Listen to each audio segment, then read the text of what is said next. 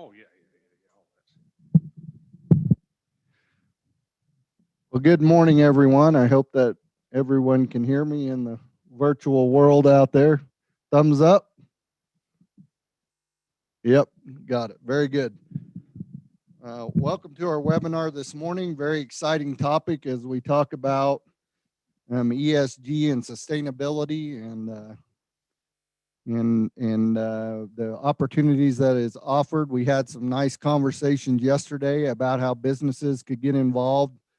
And certainly this is an issue for businesses around the country wanting to make their communities more sustainable. Certainly it's an issue for government as they look for solutions for environmental issues in their states and their communities. And certainly it's an issue for landowners. As I know as an ag producer myself, I'm always looking for ways to cheapen my costs by making my soil better and figuring out ways to make a few bucks to pay bills, especially with the cattle market in the last few years. So it's going to be a nice conversation today, and glad you all could join us for it. My name is Dale Steenbergen. I'm President and CEO of the Greater Cheyenne Chamber of Commerce, and we see this as a really neat business opportunity for this part of Wyoming and really the entire country. We're pleased to have three groups with us today, actually: the Carbon Asset Network, Encore Green Environmental, and Synergy for Ecological Solutions. I think to kick things off today, we're going to start off with a video by our governor, Wyoming Governor Mark Gordon. Couldn't join us in person, but he did make a video for us. So let's take a listen to the video. Good morning and welcome. You're joining a webinar hosted by Encore Green that is bound to be very informative and forward-looking. I appreciate the opportunity to welcome you and have a few minutes of your time today. We all know that Wyoming is facing a vast number of challenges, seemingly from all directions. The Biden administration seeks to end all fossil fuel use, or at least that appears to be in their agenda. I believe that view is short-sighted, though, and misguided. Coal, oil, and gas can be part of the solution to climate change. Wind and solar have impacts just like everything else, and we must take a very objective, very fair look at all these things in concert. The president may want to run a climate litmus test for all our traditional energies, but if he does, he better take a hard look at the consequences of removing them. You know, I remain hopeful that some in the administration will see the value of fossil fuels and these industries, especially with regard to what they have already done to approach the carbon capture issue. I also believe that they will realize the value of our open spaces and our ranches and farmers, stewards of some of the most precious places we have. Farmers and ranchers have long understood the dynamics of soils, crops, and carbon. Even without knowing it, they were doing it. This is where you all come in. The ecosystems our farmers, ranchers, and scientists help manage are carbon capture facilities already. Soil health is at the very base of nearly all of our ecosystem issues. Whether we're talking about rangeland setting or a furrowed field, it all comes back to the soil. I firmly believe that our producers are among the best in the nation, and they can lead the way to increased carbon capture. I also believe we should lead the nation. A combination of sound agricultural practices, many of which we already do, and mechanical carbon capture can help our economy keep our mineral industry strong. The economic beneficiaries include individuals, the state as a whole, and even our nation and the globe. Simple changes can have dynamic and dramatic effects, both good and bad. And that's why today's webinar is so important. We all need to learn together to maintain our way of life and that starts with events like this. As we approach these new issues, we must remember where we've come from and capitalize on the wealth of knowledge we already have, whether it's from our university, our industries, or the ag community. They all are important. Again, thank you for allowing me to put in my 2 cents this morning, and thank you for joining this webinar. I look forward to our collective future success. Good morning.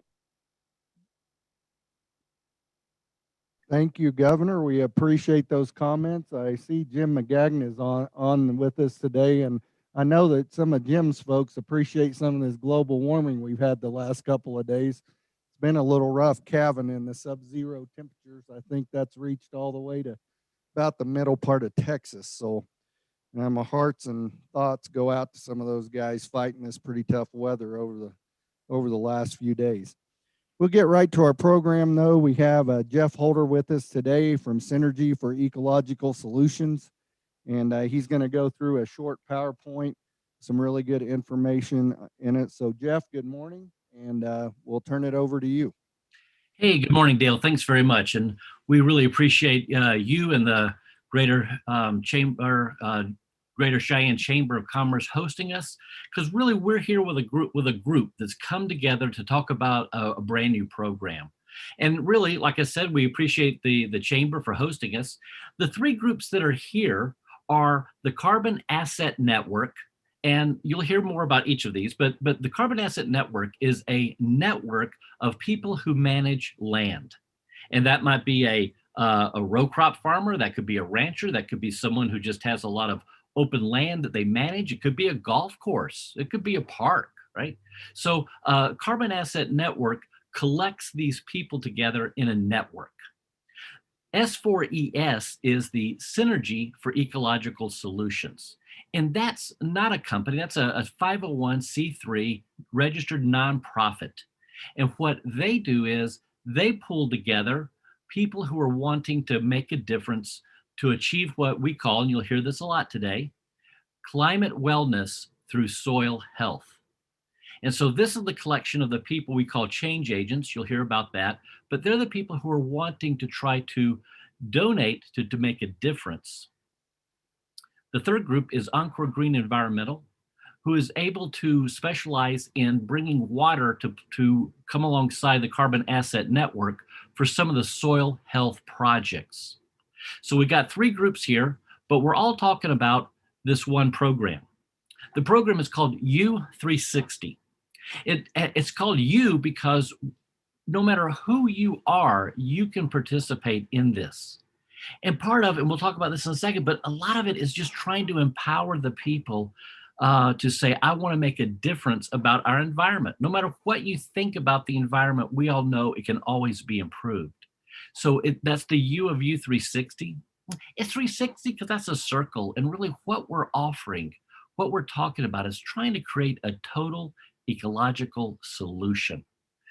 And we believe that this idea of us all working together, all looping together in a big circle, is really the way to understand what the program is about. We say it's a new dimension of ESG and sustainability. And by that, we mean it's different than what you probably thought when you joined this webinar this morning. Because a lot of times what we have in our head when we think about carbon, we think about carbon sequestration, we think about this whole topic, the things that come to our mind are like cap and trade, maybe Al Gore, right? Maybe carbon credits, things you might have read on LinkedIn, just a couple of days ago. And those all turn primarily on something called credits. And what we're talking about here is really actually a new dimension. It's a new paradigm. So I'd like to ask you just to set aside for a minute all your thoughts about what carbon farming, carbon sequestration, what all this is. Set it aside for a minute and let us kind of tell you a new way forward, a new way for us to accomplish this. So because we sometimes are having to educate people and sort of re-educate, because again, we have perceptions in our head, I want to tell you kind of what the program is by kind of telling you what it's not. First of all, it's not carbon credits. It's instead, you'll see on the what it is, it's a donation model. So this isn't some kind of a tax incentive thing going on. It's really the funding to accomplish this program is going to come through donors. It's not protocols from cap and trade. The protocols are the requirements that the cap and trade program demands that you do, sometimes called NORI protocol. There's a few others. And they're looking for you to take your land for 10 years and dedicate it to this. There's kind of draconian kind of requirements, and actually they're not really practical. And that's kind of one reason why cap and trade hasn't really taken off really or been embraced in a significant way. Instead, what we do is we have very manageable protocols. And part of the U in the U360 is to create protocols that can be customized around what you're wanting to do with your land while still accomplishing increased soil health. That's our goal, increased soil health, because we know that soil health leads to greater climate wellness. It's not one size fits all. That's the other part of the U in U360 is we come alongside, especially land stewards, and say, we want to customize this for you. It's not a government program. There are great government programs out there. That's fine. That's what they do. Instead, we're the private sector. What we're saying is we're coming alongside, and we believe that we have a better way forward that perhaps a government program can't accomplish, because we want to move quick, we want to be efficient, and we want to start accomplishing the goals as quickly as we can. So what we're doing, U360 brings together two groups of people. One group is called Change Agent, and that's people who want to help the environment, along with land stewards, those who manage the land. So really, you are going to fit into one or both of these categories, change agent or land steward. Let's break this down a little bit more. So a change agent is someone, like I said, who feels the need to want to try to help our environment. And it's a pervasive idea. 76% of Americans say that climate change is a crisis or it's a major problem. And it's no longer just for the folks who are holding the Greenpeace signs.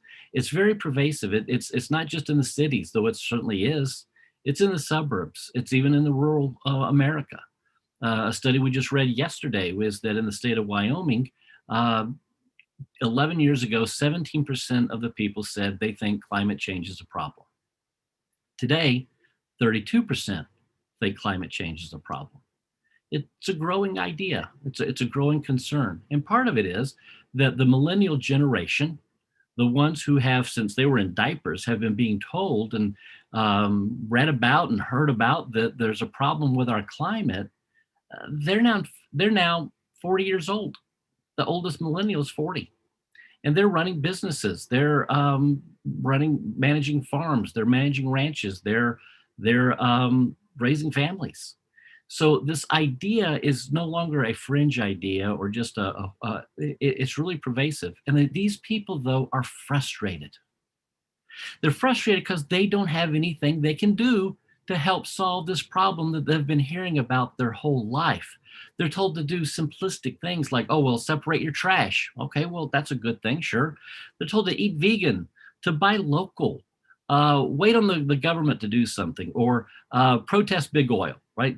These are just the things that you're told. If you want to help our climate, help our environment, these are the things you can do. And yet U360, working with these groups together, we're offering a tangible thing that they can take today. So it's a brand new thing for the people who are feeling the need and the concern. And it's a legitimate concern in their minds. They really want to solve this. We then bring together the other group, and that's the land stewards. And these are farmers, ranchers, people who manage land, who want to kind of do more regenerative ag practices, or want to make sure that the soil that they're managing is staying very healthy, improving in health, right? But in order to accomplish this, usually there's some kind of financing that's needed. There's a new source of funds, whether it's for new equipment or new or greater labor because of a different practice you're trying to do, or it doesn't always just happen. It's not just flipping a switch and do it different, right? It's going to take some kind of funding. And so the government programs, USDA and these kind of good programs, however, aren't really accomplishing it for a lot of land stewards. 40% say it's just too burdensome. 28% say it's just too difficult. There really hasn't been a program to empower the land steward to create their own program to have some source of financing in order to accomplish it until now. So what we're doing with U360 is we're bringing the change agent together with a land steward. So we got 3 groups. We got 1 program, all about the same mission: climate wellness through soil health. Okay. So let's break down climate wellness through soil health. Now I'm going to give you just a quick 10,000 foot version of photosynthesis. In our question and answer time, if you kind of want more clarity on this, our agronomist Neil Farringer's on the line. He'll be happy to explain to you about the intricacies of photosynthesis. I'm going to give you the 4th grade version, right? The version I learned in 4th grade is that photosynthesis really is just a very simple process that you take sunshine, you take water, you take vegetation and good soil, and you create this process of where carbon dioxide, carbon is pulled from the air and is locked into the soil and the roots, and a greater release of oxygen comes out into the air.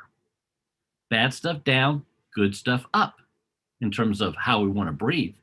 See, we're actually helping the soil by giving them carbon. It's not good for us to breathe, right? But it's great for the soil. They love carbon, man. So what we have here is then this little machine. Now, you know, we just read that Elon Musk is offering a $100 million prize to someone who can build a machine that can pull carbon out of the air. And yet right here, nature has a organic machine that can accomplish just that. So here's how the whole program works. Here's how it all comes together. We got a big circle here, right? We'll start at the very top, kind of at 12 o'clock, if you will, if this is a clock. And that starts with the change agents. And the change agents can be all sorts of different kinds of people from all different walks of life. It's someone who raises their hand and say, hey, I'm an individual, I'm a family, I want to try to make a difference. I'm going to donate toward soil health projects that will create climate wellness. You might be a business. Fortune 500 companies are committing to a thing called ESG. And that essentially is standing for a responsibility that not only do businesses have to do well, to return money back to their shareholders, but to also then accomplish something good in the process. And this idea has trickled down to the smallest of businesses, where consumers are wanting more and more to know that the people that they're working with, buying from, are going to take some of that money and do something good with it. It's no longer enough just to provide a service or a product. Businesses are being expected to try to accomplish something good in the world and be a positive force. So that money, the change agent, well, we just follow the circle around clockwise, right? The change agent donates to the 501c3, which is the nonprofit Synergy for Ecological Solutions. They get a tax deductible receipt because it's a nonprofit. The nonprofit then, Synergy for Ecological Solutions, then grants money to the Carbon Asset Network for their network of land stewards. The money then flows to the land steward. The land steward might be, like I said, it can be someone who, like our icon here, has a row crop. It could be ranch. It could be a golf course, right? It's just someone who's managing a large, vast amount of land, because that's where the machine of photosynthesis will be most proactive. Encore Green Environmental, in some situations for some soil health projects, can come alongside the land stewards and be able to work with new sources of water, because one of the best ways to improve soil health, especially in the arid West, is to have water. Right? So we're just following the circle around. The change agents donate to the nonprofit. Nonprofit grants the money to the Carbon Asset Network, who then grants the money to the land stewards. If keeps flowing there to the left, we're going clockwise, then what the land stewards do, they do the deed. They get greater soil, they get greater vegetation. That increases greater climate wellness, less carbon in the air. And those reports and those statistics and that action then fuels the change agents to say, hey, let's do it again. And the circle just starts all over again. So that in a nutshell is our program. So here's how it's going to kind of break down for different people who might be on this call. Every one of you is an individual. Many of you are part of a family. And through donations, you can empower land stewards. You can join the movement of trying to create climate wellness through soil health. And this is something that increasingly parents are feeling the need to. They want to put into their children a sense of responsibility, a sense of social awareness, and a sense of generosity. And so right away, individuals and families can join in. Also, chambers, cities, towns, community leaders can also be involved. Dale, as the president of the Greater Cheyenne Chamber of Commerce, how are some ways that chambers, civic leaders, community leaders might be able to be involved? Jeff, for chambers and civic leaders, I think as you look around the country, you have this drive by businesses, especially sizable businesses, but I think businesses of every size that are taking on more of a, I guess the best way to say it might be a social conscience of what's going on. So, they're trying to embrace what their customers and their employees want for sustainable food, to know where their food comes from, to have communities that are environmentally friendly. They want to provide and promote practices that are environmentally friendly. And so, from my view, we've got a number of these kinds of entities across the nation seeking ways to do this. So, to me, what we really provide is an opportunity for these folks to get involved really at a grassroots level, to help improve certainly ranchers and farmers, but also municipalities could employ some of these techniques to capture carbon and gain their environmental goals. But at the same time, we all know that putting that carbon in the soil is improving your ability to be profitable as an agricultural producer. Doesn't matter whether you're raising corn or cows, you need carbon in the soil and you need good soil health to be able to go after that endeavor. So I think there's some real opportunities, especially from the donation in for businesses to get involved with this and put money into improvement and sustainability. So that's how I feel that these guys can get involved, and so I'm looking forward to their participation. Yeah, and one real way, as we've kind of talked about, uh, if you're a civic leader or you're involved in community leadership in any level, the people who you're serving are really feeling the need to have ESG goals met, to have some kind of good things going on for our environment and for these causes. And so the Synergy for Ecological Solutions can come alongside you to help promote that inside your own communities. We can do webinars like this, localized for you. We can provide you with photo assets and videos and whatever you need. So look to us as a resource for you to try to accomplish this, to help spread the word amongst your constituencies, to allow them an opportunity, as well as Dale said, maybe as a municipality, you are overseeing land and you're finding ways that you want to find ways that you can be a little better steward of that land. Business and industry, like we have mentioned, large companies or small companies are all feeling this need to do this ESG. And I broke it out. ESG is environment, stewardship, governance, just an idea of doing good. Marvin Nash from Encore Green Environmental is here. And Marvin, why don't you talk to us a little bit about how businesses can get involved? Yeah, thank you, Jeff. I kind of as one of the founders of this, I do want to thank the governor for his comments, and I want to thank Dale. We can't thank you enough for giving us this platform and opportunity to reach out. my idea of actually having this at a chamber event came about from reading local newspapers where the Laramie group and the Jackson Hole group and the Casper group and a group of people were saying, we want to do something about these issues, but we don't know what to do. We're not sure. Is it up? Yeah. Oh, we're not sure exactly what we can do. And so our team came together. We had been working with the stock growers over a couple of years, but our team really came together to say, let's make something available. And then it got to be into the, the industrial side. If you keep up with these things, Bill Gates is on a book tour suggesting things that we need to do. Elon Musk offered up $100 million for technology and for, pardon the pun, some of us down to earth guys, the technology's there. It's like we said, it's photosynthesis. So it's a grassroots approach.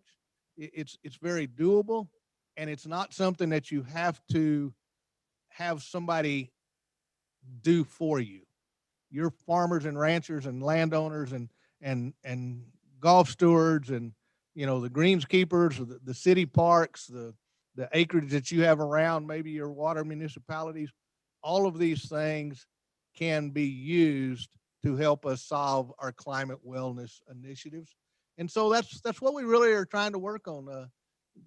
And so again, you 360, you are the answer, whether you're the guy taking care of the football field or whether you're the man and the lady or the lady running the 10,000 acre ranch. The opportunity is there. And we understood the economics, which I think is, Dale referred to that about, you got to make it work economically. We had an understanding of the economics had to change. You can't have a program that changes at the whim of a president from whichever party they come from and a complete change of agriculture management and all those kind of things. So we wanted to offer some economic stability in every way that we can. So like I say, if you're out there, you are part of the 360, and we know that corporations and companies and mom and pops and the backbone of this America now has an opportunity to participate in helping. And my wife, who helped found this company, it's always been about our two granddaughters. What do we do to leave this place better than the way it was when we got here? One of our first signups is a gentleman and a lady that have 6 grandkids. Even though they have a substantial amount of acreage, their 6 grandkids are not going to have enough acreage to make a living in the ag world. But if we can repurpose some water, if we can increase soil permeability, I mean, little things where we're at, even snow mass. If we can increase the soil absorption ratio, instead of having our minimum amount of snow that we've got this year, have our 6 or 8 or 10 inches run off into the creek or down the stream or just into the ditch, and we can get it to absorb from 3 to 6 inches to 6 to 9 or 12, now we're making ecological improvements. And you as a change agent has the ability to make that happen. And so I think that kind of summarizes where everybody can get involved, Jeff. Great, thanks. And the final group that we're going to talk to or talk about today is how to be involved is really the land steward. And going to ask John Robitaille, who's the director of Carbon Asset Network, to tell us how land stewards can get involved. Thank you, Jeff. Appreciate that. I'm just going to do this in a bit of a nutshell.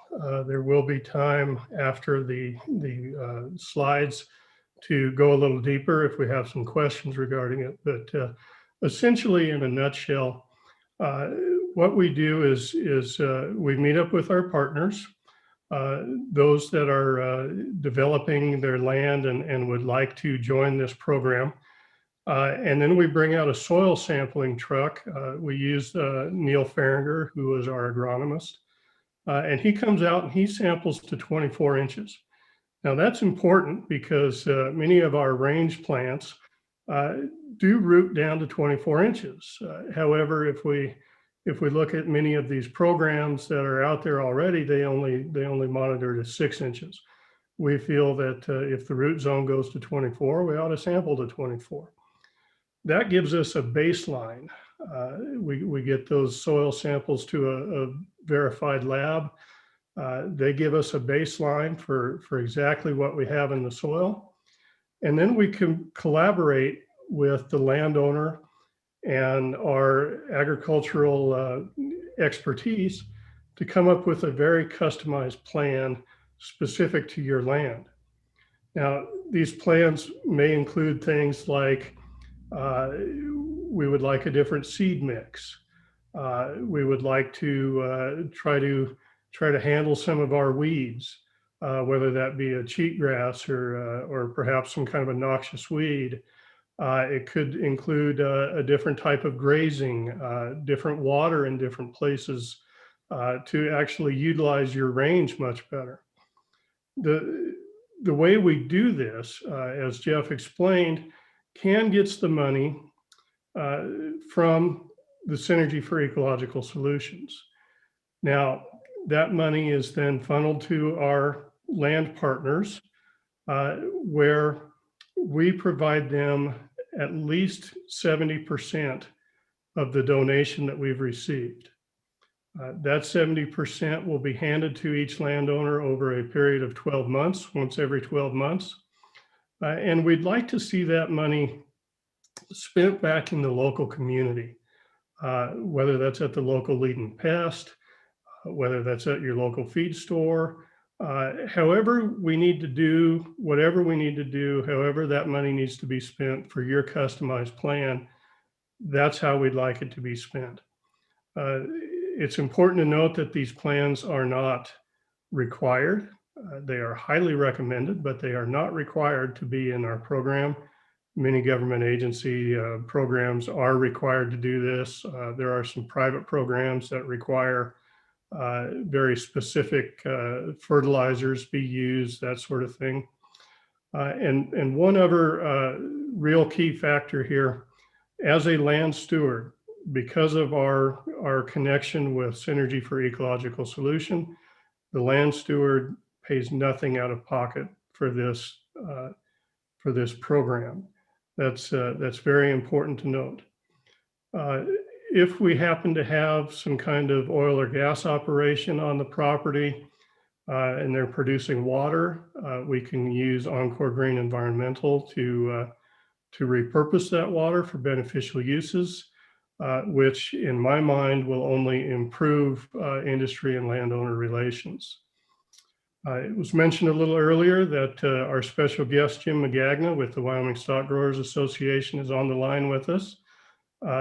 Jim, would you mind giving us some of your thoughts on how you feel about this program?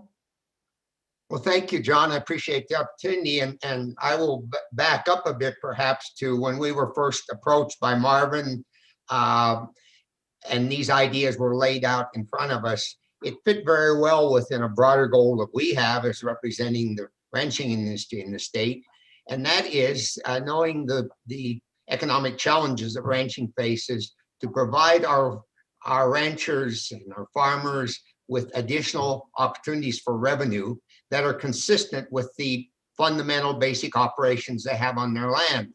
And with that general approach, this immediately fell into line for us, because here is a chance for a landowner to receive a revenue source from doing basically what most of our dedicated landowners in the state are already doing. They're taking care of their land, they're managing it, whether it's for grazing or for crop production, in a manner that promotes healthy soil.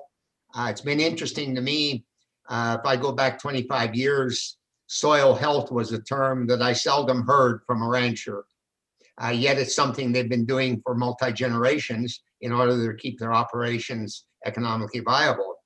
Regenerative agriculture is a term that until recent years was used by academia and by researchers, but not by farmers and ranchers over the coffee cup in the local restaurant. That is changing, and there's interest in these programs now the real advantage I see for those who would embrace this program here is that they're not only are they identifying and providing an additional source of revenue, but by caring for their soil, whether it's just by grazing practices, rotational grazing, or by putting some repurposed water on it, they're increasing the amount of forage that's going to be available for their livestock as well. So it's from our perspective a win-win for many ranchers, and it's one that can have appeal to many of our people who are justifiably hesitant about government programs of this type. So we're just happy to be involved with this, to play a role in making the ranching and community in Wyoming aware of this opportunity, and working with you, John, and others to deliver a real benefit. And just within the last couple of weeks, we're seeing stories that have made national headlines about ranchers in other parts of the country who have undertaken doing something like this and very significantly increased their overall income to their ranching operations. So we would like to see Wyoming be able to move forward now in a fairly rapid manner to become known as a leader in terms of this type of carbon sequestration, which is consistent with what we're already doing as ranchers in the state. Appreciate the opportunity, John. Thank you. Thank you, John. Thank you, Jim. We before we go to questions, wanted to just leave you with this slide, and that is this is your next step. If you're interested in this, and you're kind of thinking about it, this is the way to deal with us. Is just actually talk to me, and I'll route you to the right person. Connect you with John, connect you with Marvin, connect you with whoever we got to be connecting with. And here's the phone number, here's the email, and here's our website. And that's how the best next step for you is just to reach out. Now, we'd love to have questions now. If anybody has any questions, I'll turn it over to Dale. You can kind of manage our Q&A time here. Thank you, Jeff. Happy to take any questions from the group that you might have. We don't have so many on here that we can't just speak right up, I think. So just unmute yourself and ask a question if you have one.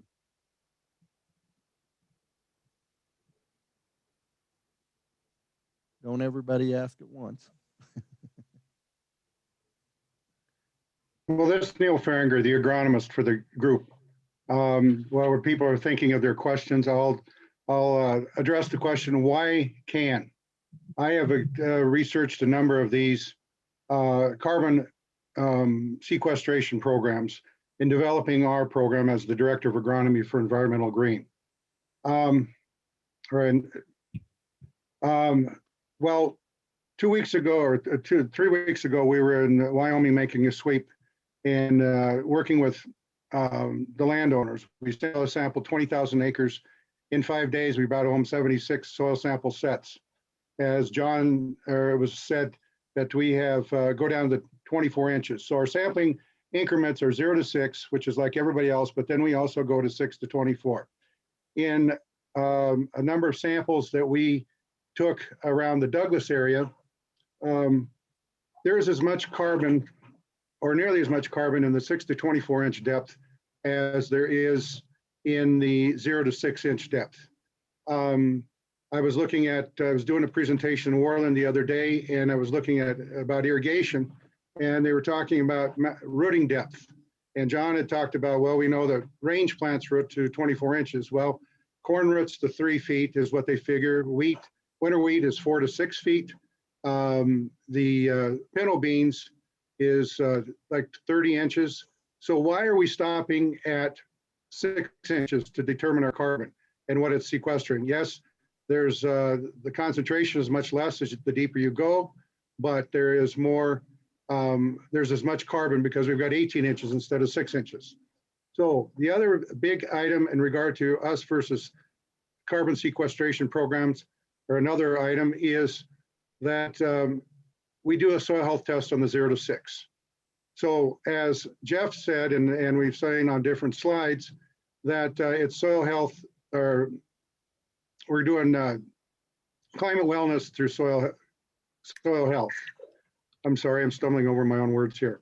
That is the key to stop its carbon sequestration. Are we really looking at what the soil is doing? The soil is a dynamic medium, and there are different microbes in the soil. As we were on this webinar, I was looking at some different carbon articles, but one of them said, I'll read it from the beginning. It's from theconversation.com. And it says, human society is literally built on soil. It feeds the world and produces vital fuel and fiber. But most people rarely give soil a second thought. And I think that really drives home what this program is about. The U360 is you walk on the ground, it's solid, but what's happening underneath? As an agronomist, I think about that all the time. What is going on as we put water on, as we put fertilizer on, we plant the crops? It's a dynamic system, and it's living and breathing. So one of the parts of the soil health test that we're using, the Haney test, which was developed by Rick Haney, an NRCS agent, and I think he began this like 20 years ago at least, and is a national recognized test, is they look at water-soluble carbon, water-soluble nitrogen, and the third really major tenet to it is the CO2 burst. And what that is they take a volume of soil, put it in a container, re-wet it, and monitor it for 20, put a strip in it that absorbs carbon dioxide. The common one that people use is called a Savita strip. And after 24 hours, they pull it out and analyze how much carbon dioxide is there. We did a real sandy location in Northeast Wyoming or Utah. The carbon health score was like in the 2s. I've looked at other ones, the soil health is at 12. Well, the more diversity that's in the soil, more microbe activity, the more CO2 burst there's going to be, and that aids in releasing nutrients that are tied up in insoluble forms. And so that gives you the higher soil health score. So we are really, it's a disservice to look at just carbon sequestration, because what we're doing is going holistic all the way to the end. And if we improve soil health, the carbon sequestration is going to come along. So the other thing about our program is, and it's been alluded to, is most of these programs that are out there for carbon sequestration and people to join or to buy carbon credits are designed for large companies. They want to get the large companies. Well, what is the individual and the small business, I'm in Montana. We have primarily small businesses that are the backbone of the state, as well as Wyoming, and even Colorado, New Mexico, Nebraska, North and South Dakota. Well, you have all those people that are wanting to do something that it's harder to get involved. Well, the donation program here, you can go do something about climate wellness through soil health. It's for everybody, the individual to large companies. Yeah. Another thing that's been talked about a little bit that it just gets me is that all these programs are basically carbon sequestration programs for the Midwest and farmland. I haven't come across one that would address how a landowner in the Great Plains that has rangeland or probably even dry land, non-irrigated farmland, how they would be involved. I had a conference call with the world's largest fur company, and they've paraded out their program. And the first tenant, they're offering up to $100 an acre the first year, but there's only 3 tenants that qualify you. The first one is reduced tillage. And if you did it before 2020, for the year of 2021 signing, it doesn't count that you've done that already, because they're strictly looking at how much more carbon you're doing. Yeah. The next one is planting cover crops. Are you going to plant cover crops? Well, again, the no-till and the cover crop issue doesn't apply to people across the Great Plains that have rangeland. The other one is the third one that gives you up to $25 an acre is to use their nitrogen management program, which at this point in time is only valid for corn. So where does that leave the dryland farmer that's been no-tilling to this point and doesn't want to do cover crops? Yeah. So that, but anyway, those are why this program is easy to use and also in a league of its own. Great. Thanks, Neil. Appreciate that. Yeah, we got a question from Holly, Jeff, and I think it's a good one. Maybe John would want to take this, but John, the question is there a minimum amount of land required? And maybe you can go a little further with that, and maybe not just a minimum of land, but how big of an operator do you have to be to participate with something like this? I'm a small operator myself, and got a quarter, rent a couple of about 300 acres of grassland. Is there opportunity for me here, or are we just talking about some of our larger producers? Thank you, Dale. That's a very good question, and I want to make it clear that any acreage is open to this program. We actually have two here in Casper that Neil was good enough to come and do some sampling on. One of them was 30 acres and one of them was 40 acres. So really anything, any open space, we're happy to look at parks in a city or town. We're happy to look at golf courses. There's golf courses all over. Any acreage that you have, as long as it's at least 1 acre, because we do sponsor these things on a per acre basis. So as long as we're 1 acre or above, we're more than happy to take a look at it and enroll you in the program. So thank you very much for that, Holly. Other questions that you might have out there about the program or how you can be involved in it?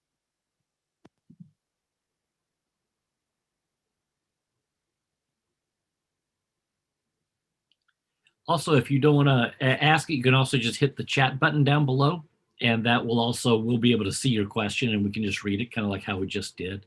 One of the questions I think that is often asked of us is just how does the program work for a land steward as it relates to comparing it? Like how is it customized? What is the process? You had mentioned, John, a MOU, but just kind of how does, like, if from the time they say, hey, tell me about it, and then like how does that time when we sit down with Neil and others talk about maybe that of creating the plan? Okay, thank you, Jeff. So individual plans are specific to each operation. So there may be an operation that has a hay field, a horse pasture, and they graze it with cattle the rest of the place. That operation we would specify, the hay field, we would suggest doing this. The horse pasture, we would suggest doing this. The grazing pasture, you've got water that's 4 miles away. Maybe we need to get water closer, or look at some kind of a rotational grazing program, or something like that. At any rate, each program is going to be individualized for that specific producer. Each program is going to be where we sit down with the landowner and we say, okay, what are your goals? What would you like to see? And then we can work towards that together and try to find a way to help create how that's going to work. And then we use that money that comes in to help implement that program. So that's basically how this is going to come together for us. Great. Marvin, I think you were going to do a shout out. Yeah, I want to do a shout out. I noticed Rich Bradbury is there. Rich was he and I met on LinkedIn, and he's helped us and helped spread our word, and is a true supporter of the word network. And so as we network, he's there in Washington. Rich, I'm going to invite everybody to find you on LinkedIn and join you. He's quite a good creative writer, and we've really started becoming friends in our mission on soil health and stuff. So I want to do a shout out to Rich. And the other thing that John just brought up, we've started seeing human interest involvement in an area that I don't think we thought we were going to see that.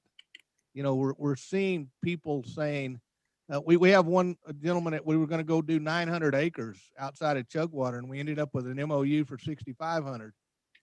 His wife's family owned some land. He wanted to improve it, but the economics of the way the LLC and everything was set up didn't make that possible. But this young man wanted to stay on the land. He wanted to be a land steward. He wanted to be a rancher, and it's tough. It's not for the weak of heart. But he saw the opportunities that synergy for ecological solutions, carbon asset network, those things could possibly bring to him to help accomplish that goal. And at the end of the day, Dale and I've been sitting here chatting on when everything was on mute. Dale's an Oklahoma boy from the farm, and we were chatting back and forth. At the end of the day, we're starting to see the reality of the people that are getting involved in this network. And so that's a real important factor. It goes back to that, or does it go back to that boardroom where they're writing the dividend checks, but the investors are saying to those people writing those checks, yeah, we want to make money, but we want to be making money from a company that has good stewardship. The agriculture world, that's just kind of their day-to-day mantra. That's how they survive. And so it's exciting to see these things starting to happen. But anyway, Rich, thanks for joining us. Appreciate you. Just wanted to say that publicly.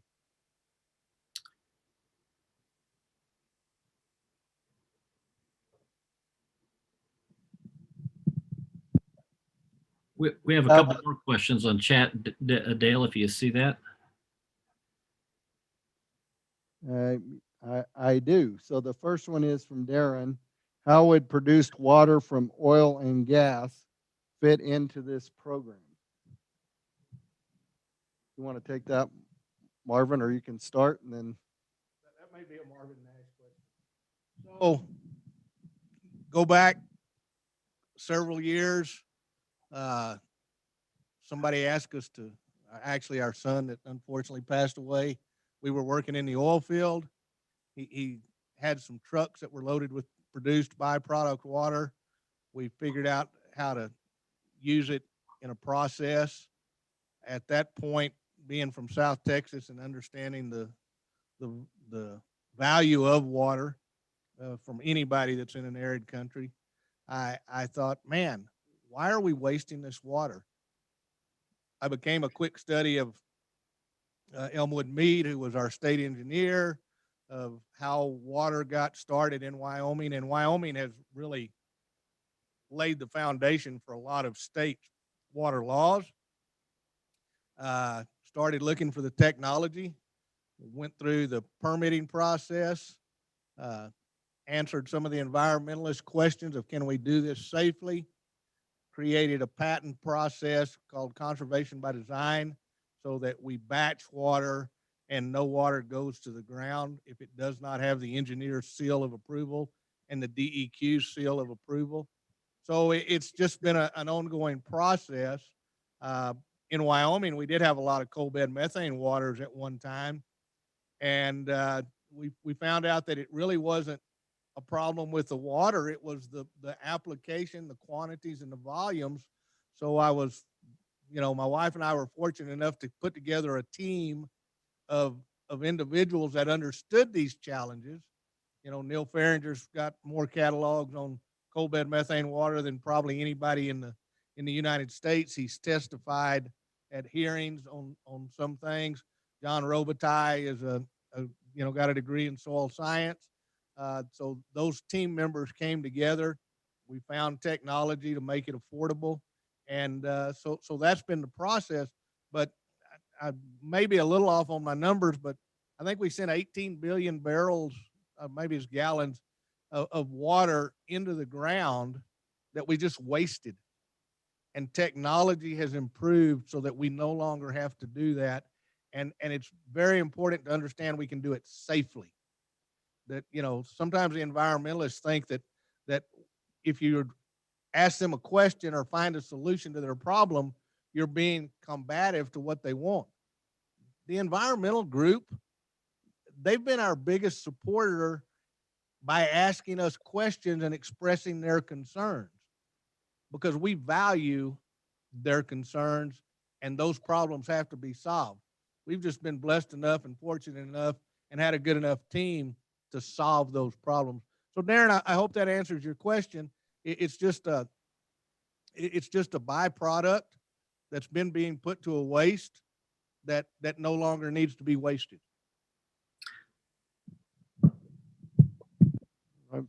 Thank you for that. I do see we have another question.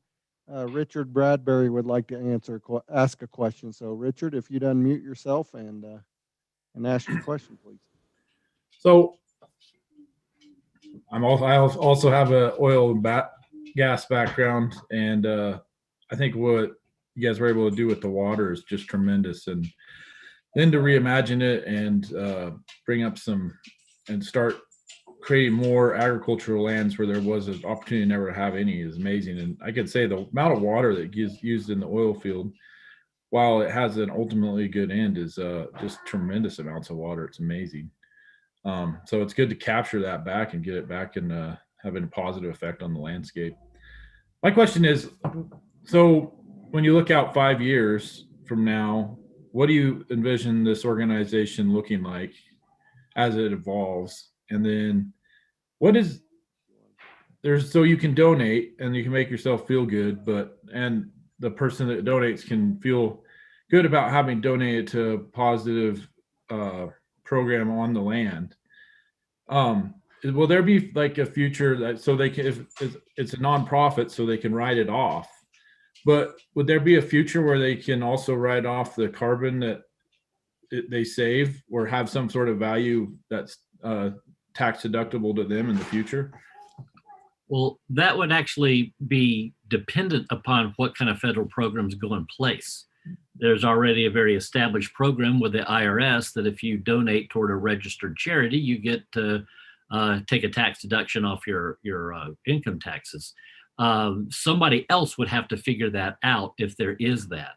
We maybe, but right now our real focus is, aren't we all kind of tired of waiting for a federal government to solve our problems? Let's just do it now. Maybe there might be that kind of a program in the future. In the past, though, those have come with a lot of strings that have been protocols that really aren't manageable. But maybe in the future, something great would happen. But right now, we're really focused on how can we empower the people who want to try to change the environment, and let that be the end. Just as you might give $1 to a homeless guy or write a check to support some nonprofit, there's a sense of people wanting to do that. So yeah, maybe there'll be a great government program sometime, but right now we don't have that. Jeff, let me refer part of that question to John Robitaille, who does our government affairs, and then let me, before I do that, John, I was thinking about was Q45 or whatever that is that's out there, and maybe if we have any Wyoming government officials that are engaged, maybe Wyoming could create some type of taxable refund or whatever for carbon assets that originate in Wyoming to be shared across the United States. It's no joke about it. The energy industry decline has brought several states, New Mexico and Wyoming, and their funding sources are being challenged. So I think there is some opportunities, Rich. That's a great question looking out 5 years ahead. But John, maybe you can refer to I think it's Q45 and some of the IRS activities. Right. Yeah. Thank you, Marvin. So to really answer this question, I got to step back just a touch and really dive into Darren's question a little bit more.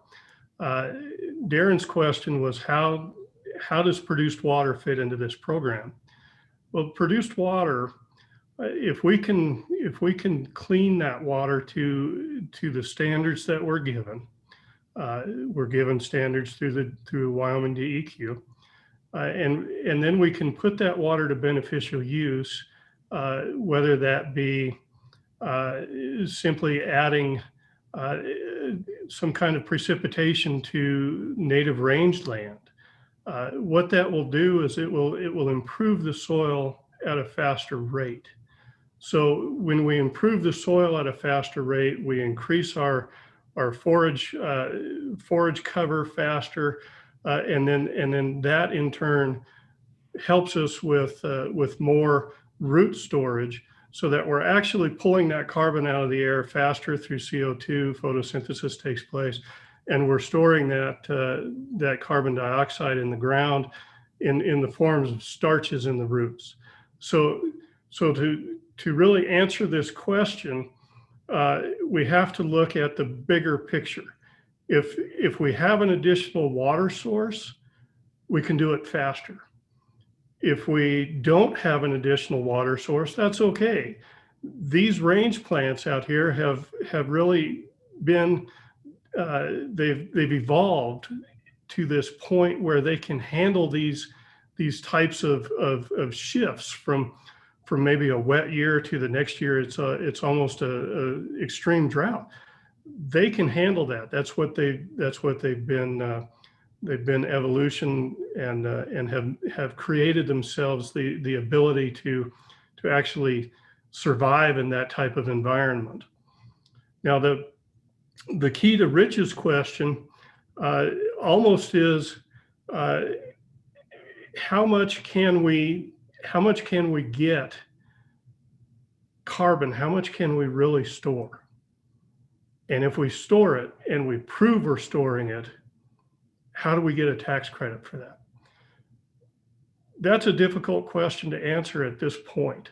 Right now in Congress, they've passed a bill. It was called 45Q. It was directed towards very large emitters, power plants and the like. Now, what that was designed for, it was designed for these large emitters to put scrubbers on and that sort of thing, and actually prevent those gases from escaping out of their stacks out into the environment. And when you did that, you were given a tax reduction or a reduction through the IRS. Now, we've been talking with Wyoming's delegation. Is there a way to create a system similar to that for capturing carbon in the soil? We're still in discussions. As far as I know, the actual rule from IRS and EPA regarding the 45Q has not been finalized. So there's some trepidation there. And we all know how quickly Congress moves. It could be a long time before we see anything like that out of Congress. Marvin brings up the point, is there something we can do in Wyoming? Perhaps. If we can find a way to actually monitor the amount and have it certified, the amount over time that we are actually storing is improving, and we can start with our baseline and we can say after 5 years we've increased the soil organic carbon by X amount. Perhaps there's a way that we can find some kind of a tax incentive to increase the use of this type of a program. If in fact we could do that, our legislators, many of them belong to nationwide groups, and perhaps something like that could spread to other states and eventually to Congress. But to answer your question, Rich, yes, we are looking at it. We're dealing with various avenues to look at it, And we hope to eventually come to a foregone conclusion that it will work, and it will incentivize people to join programs similar to ours. Thank you, John. We probably can take one more question, although we're kind of at the end of our time here. It's about 5 after 11, and we want to be mindful of everyone's time. So we will have this available to everyone. You can come to the Cheyenne Chamber and go to our YouTube channel, and you can search that on YouTube, and it'll be there. I know that Jeff and Marvin and these guys would be happy to get you a copy of the program. They are certainly willing and able to answer any questions that you might have. Jeff, you or Marvin, have any final thoughts for us? Marvin said good. Yeah, for me, I'm just grateful for everybody who joined. We would love to chat with you. You can just go to s4es.org and hit contact. You can contact us, as well as we'll also post this webinar content on our website, as well as it being on the chamber site. So we're grateful to all of you. You know, I would just leave you one closing thought, folks. I'm kind of in a unique situation for this. I think I'm a farm kid who does have a small operation, but I hang out with a lot of these businesses and chambers and business from around the country. And I really think there's a lot of opportunity for agriculture here. You know, I was showing cattle in Oklahoma City at our national show a few weeks back. And a couple of agriculture producers were talking about this change and what consumers want. And, you know, what do they want? They want to know where their beef comes from. They want to know how it was treated. They want to know that the person on the other end was a good steward of land and livestock. And at the same time, I've never met an agriculture producer that isn't willing to do the best for his livestock and tries to do the best for their land. So even though we don't communicate that between those groups very well sometimes, the goals are the same. And I think that's a tremendous opportunity for us to really solve some problems that are important to all of the groups of people we talked about today. So we thank everyone for tuning in, and we look forward to engaging with you in the future. And I hope everyone has a good rest of their week. Thank you, everyone.